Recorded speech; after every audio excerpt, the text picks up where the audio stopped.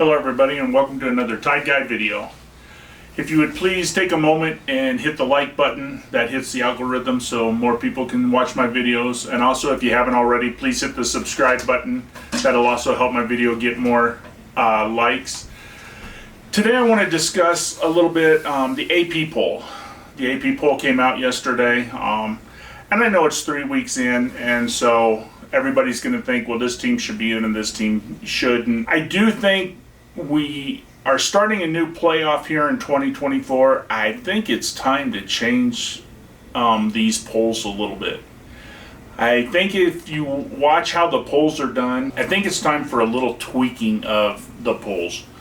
First off, we need to get rid of some of the voters. Obviously, they've been on there a long time. And the main problem I have with the polls is it seems like a lot of times, and let's take Alabama for example. Let's say Alabama isn't the top team anymore, but let's say, they put them at number 7 or number 8. A lot of the voters just kind of narrowly keep them at number 7 and have their blinders on. Maybe they struggle a little bit so they don't go down. Maybe the team below them, does really good. They don't go up. They just put their blinders on and think, well, we got Bama at 7. That's where they should stay.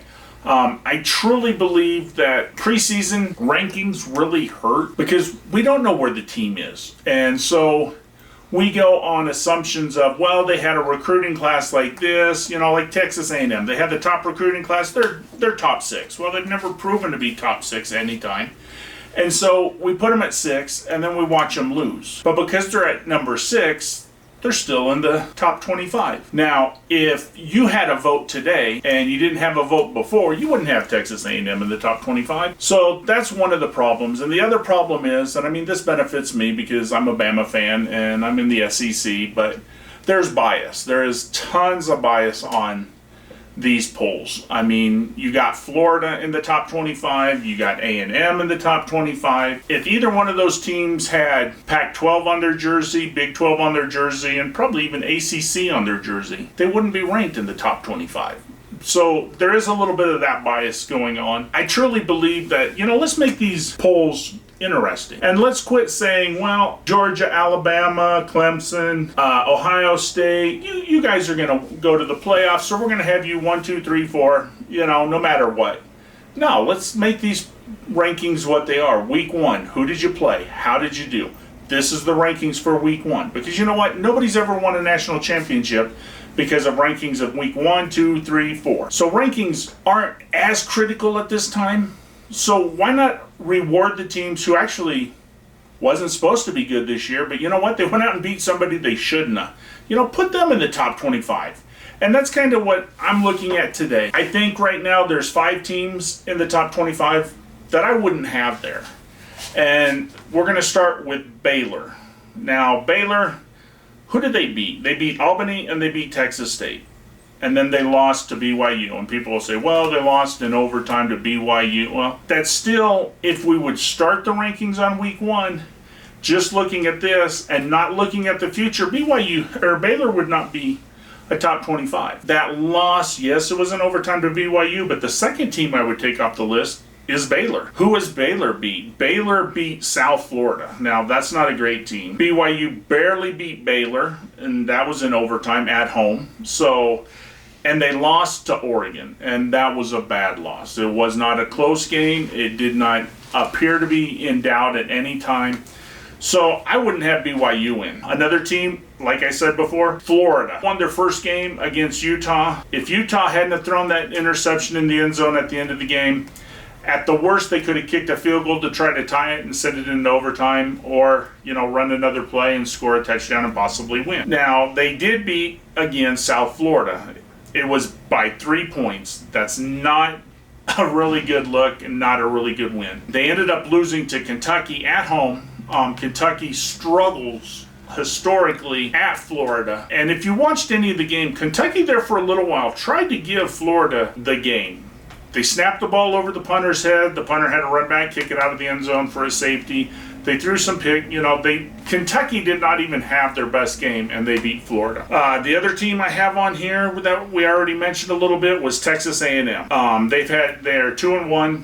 They beat Sam Houston. They beat the U. That was probably the sloppiest game you'll see all year. Was the U against A&M. Miami pretty much gave A&M that game. And then everybody knows of the historic loss A&M suffered at home to Appalachian State. Again, if you started doing the rankings today, would you have Texas A&M on the list? I can't see where you'd put them on the list with the win against Houston, barely beating the U, and a terrible loss to App State. And the final team I put on the list for this week is obviously the U. They beat Bethune-Cookman. They also beat Southern Miss, but they went into A&M and laid an egg. I mean, they had the ball 4 times in the red zone, got 3 field goals. That was a sloppy game. That offensive line was not dominant from Miami at this time. And I'm not saying Miami can't turn it around, and I'm not saying any of these teams can't turn it around and deserve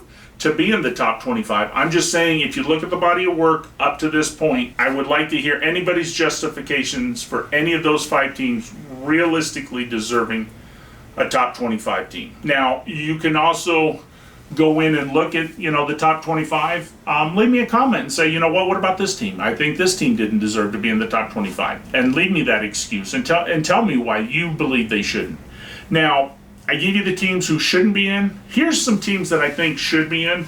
And these are in no particular order, but I'm looking at Florida State. Florida State, you can say, has been kind of a dumpster fire as of late. Once Fisher left them, things have not been going well for Florida State. But this year, they came out of the gate, they beat Duquesne 47-7, and everybody's going to say, well, that's Duquesne. Well, that's true. But then they followed it up. They beat LSU. They beat them 24-23. Really good game, really close game. I was kind of happy to see Brian Kelly lose this game, and I thought it was kind of appropriate. They score a touchdown, they missed the extra point. I was actually on a call with a bunch of, they call themselves knuckleheads, and I actually called that even before they drove down and scored. So I was actually happy that it ended that way. To me, it kind of seemed like poetic justice for what Kelly did to Notre Dame. And then Florida State followed that up by beating Louisville 35-31, Friday night's game.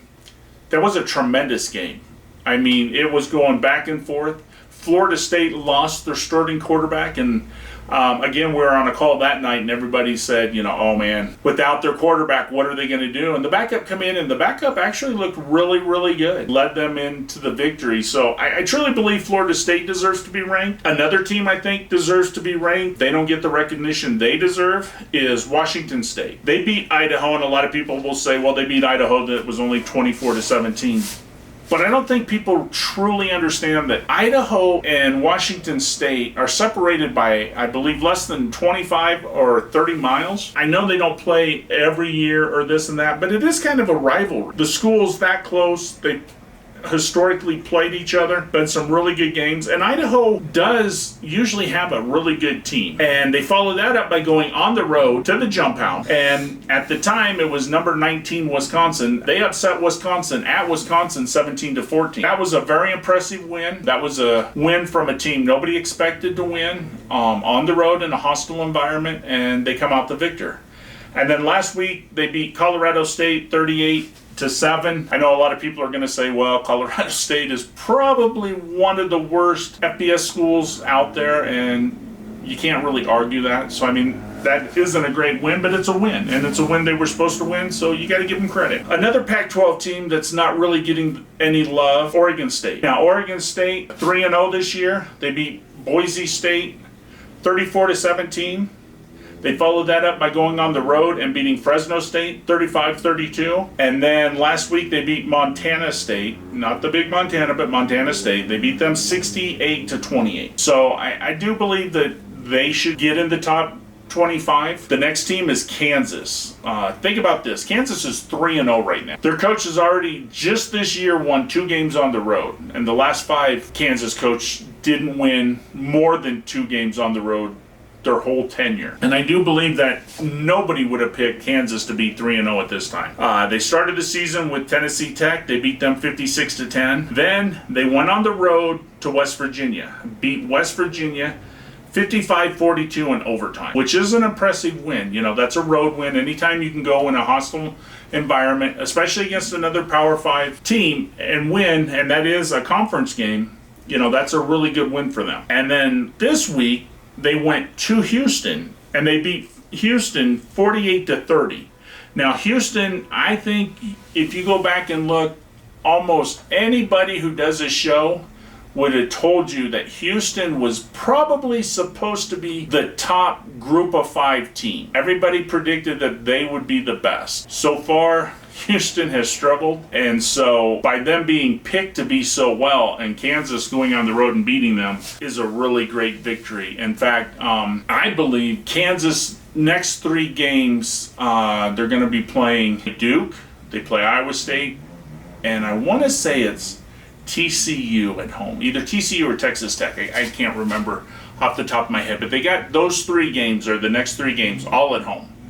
Realistically, they could win all those games. They have a shot. So they could technically be 6-0 heading into that Oklahoma game, which if they do pull off a 6-0 to start the season, that would be tremendous, because nobody in their right mind would have picked that 3 weeks ago. And then the last team that I'm going to say deserves to be on the list is Syracuse. They started the season, they beat a Louisville team 31-7. That was a really impressive victory. They followed that up by beating UConn. I know UConn is a terrible team. They are much improved this year, but they're still not a good team. They beat them 48-14.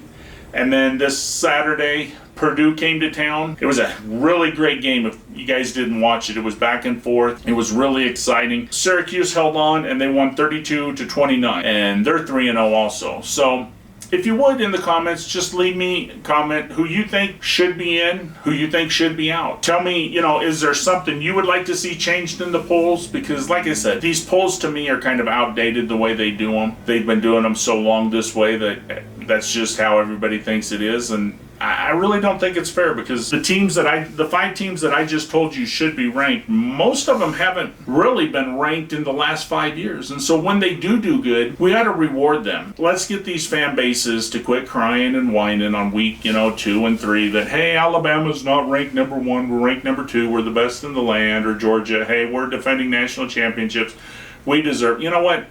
The cream will rise to the top. Let the teams who play good teams right now and win, let them be ranked. By the end of the year, the teams that keep winning are going to keep moving up. The teams that'll lose will, move down. And so by the middle of November, you're going to have a poll that's going to be pretty close to where it should. So, like I said, let these teams enjoy the spotlight right now.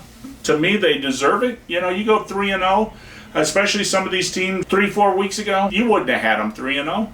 So they are 3-0. Let them enjoy their success. I want to thank everybody for watching this video, and I'll do another video either later today or tomorrow. And as always, roll Tide.